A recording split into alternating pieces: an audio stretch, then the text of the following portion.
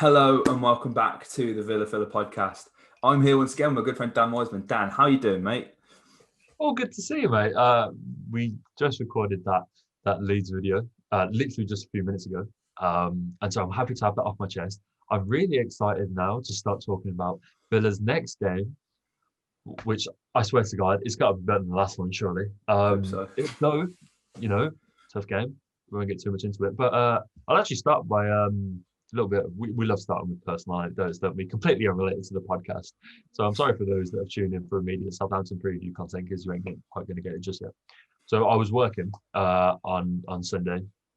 I pick up the Forex pub, and I was working there, and I was at a service table. My manager came over to me and was like, "Oh, Dan, I've just sat table 5. It's a big family, group of 6." I was like, "Okay, yeah, no problem." Went over there, and one Barry Bannon. Saved this for the pod, Dan. Wow. Yes, so Bazza. He was on top form. Really nice guy. Really nice guy. Could have got his number for the pod, man. Left me another tip. I was going to angle, see if he fancied a feature on the Villa Filler podcast, but Sheffield Wednesday aren't quite enjoying their times at the moment. That points deduction. They lost to Luton at the weekend. I was like, yeah. But Gary in charge as well. Said I used to love his left peg, and really nice guy, really nice good. So shout out to start off this podcast, with a shout out to Barry Bannon doing the most. Hope you enjoyed your Sunday roast. He had the thing is I don't want to out him on this podcast, but he did have 3 courses, 2 sides of piggies in blankets, 2 full fat cokes, and a pudding.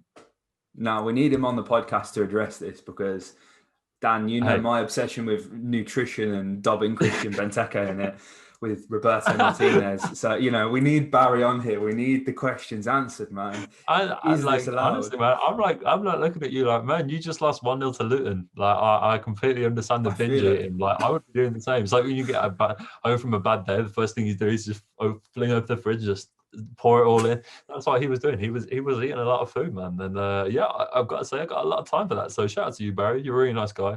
For a little man, you can put away that food too. So I hope you enjoyed your experience. That's the way I'm going to open this Southampton preview podcast. Wow. I mean, it all goes downhill from here, Dan, because we're just going to talk about Southampton. But wow, what a start to the podcast.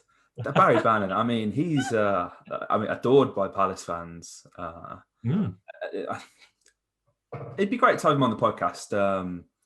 The Claret and Blue did a good one with him during lockdown, to be fair. That was quite interesting. I'm sure you've all seen that. A far more successful podcast than the Villa Filler. But we're here, we're going. We've got the exclusives. Barry Bannon has 2 lots of pigs and blankets and 2 full fat cokes. You've heard it here first. That's how you become a top level athlete. Literally. Source, I didn't do 3 years of journalism for nothing, mate. That's where the reporting comes in handy, right there. We need an article on this ASAP, Dan. Yeah, for but I mean, pressing matters. Here we are, Dan. Guys, it's been enjoyable. Thank you for tuning into this Barry Bannon podcast. I hope you enjoyed the content. Like, comment, and subscribe for more Barry Bannon Sunday roast adventures.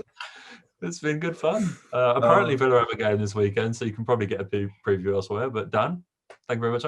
It's been great talking about Barry Bannon again, Dan. I mean, the point is genuinely, it's not even going to be that interesting now. You've genuinely you've piqued my interest down with Barry Bannon. But here we are, obviously, another interesting game in the weekend. Southampton obviously beat top of the table Everton, which is a sentence I never thought I'd say. 2-0. And I mean, Che Adams even scored in that game as well. He's a player who is looking like he's getting used to life in the Premier League. And again, that's something I never wanted to say either, because I mean, Che Adams played for the Blues, we all know that. But here we are, Dan. Southampton are, I want to say, a confusing side at best, because Holte came in. Was it last season? It may have been. Yeah, it was last season he came in, and they were this sort of relegation threatened team, and things weren't looking good. They got beat by Leicester 9-0. But then, you go and see someone like Danny Ings finally look like the player he was, capable of becoming when he was at Burnley ahead of his move to Liverpool. And the Hasenhüttl train has very much left the station. They have not really looked back since after then. But then still, they're in this kind of mid-table purgatory in the Premier League, where they're far better than the bottom half. And against top half opposition, they're not quite there yet. But I mean, who are we to talk about that? We just lost to Leeds, but we've made our bones on that. So check that one out if you haven't. But listen, beating Everton, this Everton side right now, under Carlo Ancelotti, and with players like James Rodriguez, Alan, Doucouré, Dominic Calvert-Benzema is what he should be called. That's quite an achievement. And, we're fresh off a 3-0 loss, Dan. This game's going to be really difficult. Yeah, can I just make a claim for Dominic Calvert-Lewandowski? Oof. Hey, all right, Thomas Muller. Quality content. If you guys haven't pressed that subscribe button by now, I don't know what you're doing. But yeah, let's talk, man. This is gonna be a tough game. This is gonna be a tough game. Look, after the Leeds game, I think we looked at the fixtures and went, Southampton at home. Okay, points. And then you look into it, and like, oh my god, like wow. So it's interesting you referenced the 9-0. Because that was, unsurprisingly, it really has to be, that's a make or break point in your season. And for 99.9% of seasons ever, that's a break point. Like, I was like, when that happened, I was like, you're down. You don't lose 9-0 at home in a season and stay in the Premier League. It doesn't happen.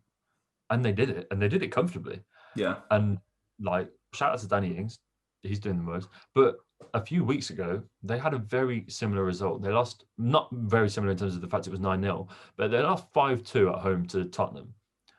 Tottenham tore shreds off them all game. Son and Kane were like on this little David Villa Messi hybrid link up, like next telepathic, like it was ridiculous. Kane was just firing those long balls over the top, dropping them into Son. Son was putting them away, and it was an absolute mauling.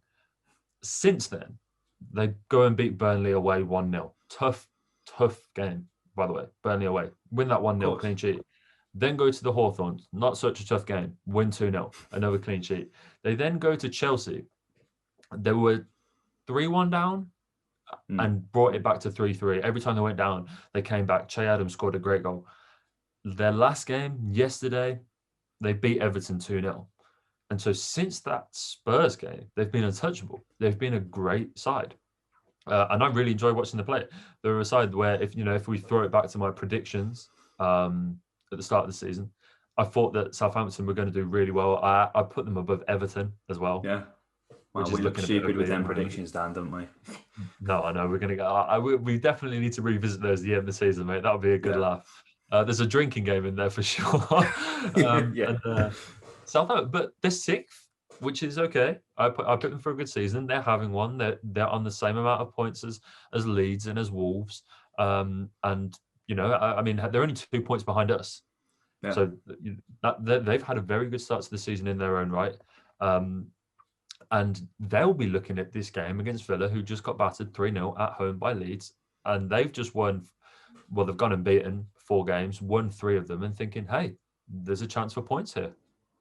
And we're in this situation where, especially after Leeds, because we certainly went into this Leeds game feeling almost invincible.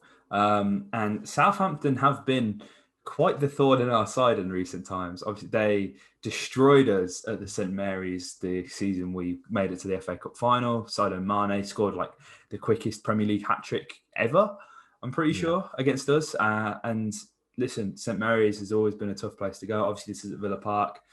So hopefully this non-existent home advantage can somehow work in Villa's favour. But, I mean, I like a lot about Southampton. They, bringing back someone like Theo Walcott, there's a real romantic element to that. Someone who started his career there. Even, again, it pains me to say it, former Blues player Nathan Redmond is a very good winger. Like, he's comfortably a Premier League player. I think what's impressive about Southampton is I feel like they are constantly, they're getting, in a similar way to Leeds, they're getting so much out of the squad that they have. I mean, they had the Jake Stevens at centre-back for large parts of last season, who kind of burst onto the scene a few years ago, didn't really look great for him. I'm pretty sure he's the captain at the moment of Southampton. So, something like that. I mean, Hasan Hüttl was a great coach at Leipzig. He has this way of playing, and Southampton are a very, they're an easy team to watch. I don't think anyone really hates Southampton apart from Portsmouth. You've got no reason to. What they're doing is great. They're punching above their weight. They're constantly. Their recruitment strategy as well. Yeah, mate. The recruitment strategy is so good. You just got to look like, I mean, Che Adams, and he scored 20 goals in that championship season where we went up. So it may not seem as much of a risk, but he was still quite a raw talent in the championship for Blues, and in quite an outdated and unique 4-4-2 system, in which he really benefited from having Djukovic up with him to set him up. He's kind of struggled coming into this Southampton side where there was a large part where they played with a solo striker. Obviously now they like to go Ings, Adams. Sometimes he can occupy that wing position. I mean, Shane Long as well is another player you've got to admire. I've always loved Shane Long, regardless of his association with the Baggies. Long is just he's one of them players. He's a workhorse, and I don't think they make many players like him anymore. So there's a lot to like about Southampton. And the big thing for me, Dan, is we need to see a reaction. And as long as we don't lose this game, I can't believe it. Obviously I want us to win every single game, but I think I'd be happy with a draw because, again, Southampton are a very tough side. And as you alluded to 2 pods ago, mate, it'll be interesting to see what the reaction is from Dean, because, okay, now we've lost the game. He has potentially a reason to change things up, bring in new personnel. Not necessarily try a new system, because I think that's always going to be how Villa play this 4-2-3-1. Now we've found what works or has worked so far this season. But players like Bertrand, Conor Hourihane probably has a very good argument to feature in some capacity. So listen, it's gonna be a really tough game, Dan. Yeah, mate. Look, Southampton are a bogey team that no one really speaks about. Like, we have beaten Southampton once in our last 11 tries. So the last time we beat Southampton was a sort of fabled away game, and it's sort of gone down in Villa folklore. I don't know why. Yes. It's the Fabian Delph screamer, Libor Kozak header, like that away game. Libor. That was the last time we beat Southampton. They were screamers, man. They were screamers. Yeah. Like, since then, our results are 0-0, 1-1. We lost 6-1, lost 2-1, drawn 1-1, lost 4-2, lost 3-1, lost 2-0. The last time we beat Southampton at home in the Premier League was in 2004. Wow. These games, we've really struggled in Southampton. I mean, but the last time we beat Southampton, Carlton Cole scored for Villa. That's a throwback. Yeah, there you go. Like, Southampton are a team we really struggle against. So I don't want Villa fans to echo the.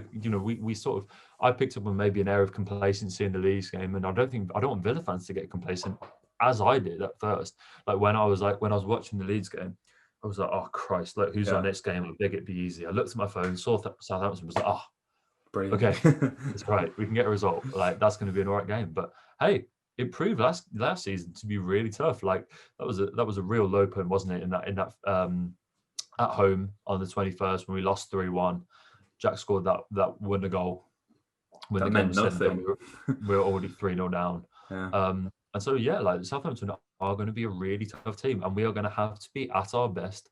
If we're going to get anything out of this game, I dare say, mate, I think, to go and if you get a draw off this Southampton side, considering the form they're in, considering what we've seen them do to Chelsea and to Everton in recent games, I don't think I'd be too unhappy, really, mate. And look, as I say, as long as I think we need to slightly adjust our expectations, we're not going to finish second or third at the end of the season. But what do you mean? As long as we stay, in a very respectable position, if we keep plucking around the mid-table, I'll be happy. So if we're drawing against the sides in the mid-table, losing to the sides above us and beating the sides beneath us, then that's fine. And so if we walk out of Villa Park with a credible draw against a very good Southampton side who play in, I don't think we've said enough of this on this podcast, mate, who play in 2 very nice kits.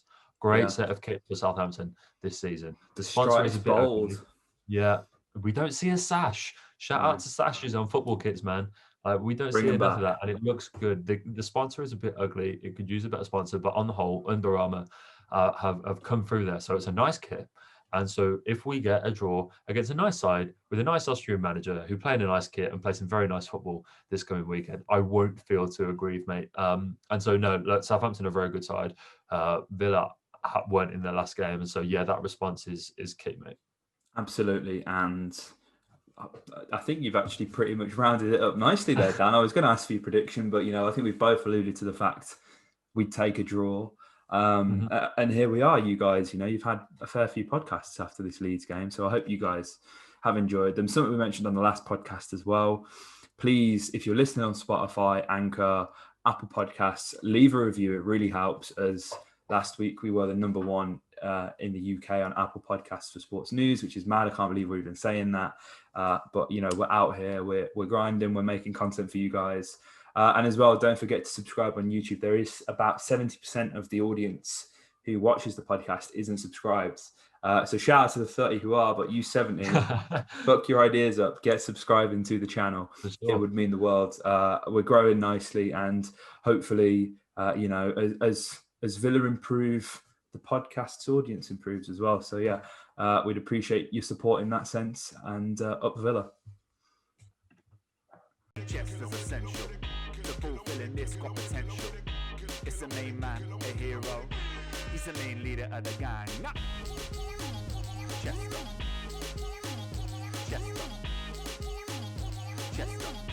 He's the main leader of the gang now. Chester.